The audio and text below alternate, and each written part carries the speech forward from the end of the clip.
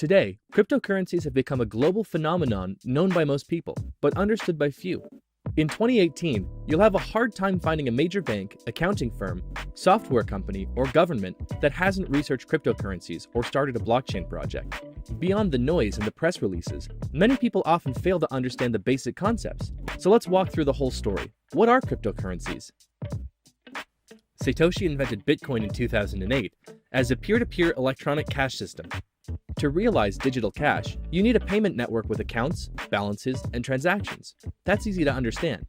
One major problem every payment network has to solve is to prevent double spending. That is, to prevent one entity from spending the same amount twice. Usually, this is done by a central server who keeps records of all the balances. In a decentralized network, you don't have this server, so you need every single entity of the network to do this job. Every peer in the network needs to have a full list with all the transactions to check if future transactions are valid, or an attempt to double spend. But how can these entities keep a consensus about these records? If the peers on the network disagree about one single minor balance, everything breaks. They need absolute consensus. Nobody knew how to achieve this until Satoshi proved it was possible. Cryptocurrencies are a key part of this solution. To illustrate this, we'll look at the transactions on the network. A transaction is a file that says, Bob gives X Bitcoin to Alice and is signed digitally by Bob. Once signed, the transaction is broadcasted to the network, sent from one peer to every other peer.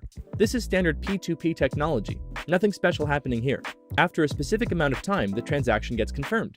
Only miners can confirm transactions. This is their job in a cryptocurrency network.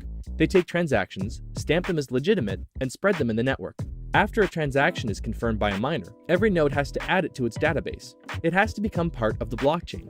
For this job, the miners are rewarded with cryptocurrency, for example, bitcoins. Anybody can be a miner. They just need to use some of their computer's power to qualify for the task. Every miner competes to solve a cryptographic puzzle. After finding a solution, a miner can confirm the transaction and add it to the blockchain. As an incentive to do this, they then receive a payment from the network in the form of a cryptocurrency. In this way, a network of independent actors are economically incentivized to maintain the legitimacy of the transaction history. So that's the gist of it. Cryptocurrencies are the key to the complex digital cash problem that Satoshi solved: how to maintain integrity and consensus across independent and potentially malicious actors. Cryptocurrencies are essentially the monetary incentive offered to anyone willing to keep the network secure.